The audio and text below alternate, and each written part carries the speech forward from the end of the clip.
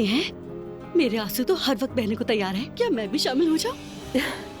हर कोई मुझे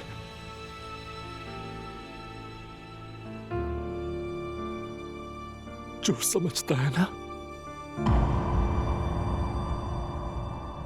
हरगिज नहीं, ऐसा कौन कह सकता है? मेरी पोती जवेरिया चली गई, जैसे ये काफी नहीं था अब्दुल्ला भी मेरे साथ नहीं है। फिक्र मत करें अम्मी, ज्यादा देर नहीं लगेगी। इंशाअल्लाह मुस्तफा। अल्लाह ने तुम्हें उस औरत से बचा लिया, मगर तुम अब उसे दोबारा मौका मत देना, क्योंकि तुम भी मेरी औलाद की तरह हो रमीस। फिक्र मत करें, मैं ऐसे ही ठीक हूँ जैसा हूँ। रोहान देखो, तुम हार नहीं मानना बिल्कुल भी, ठीक है? देखो तुम पर जुल्म हुआ है, लेकिन तुम देखना सब ठीक हो जाएगा बहुत जल्द। कुछ भी ठीक नहीं होगा। ज़ैनब अब भी तुमसे बहुत मोहब्बत करती है।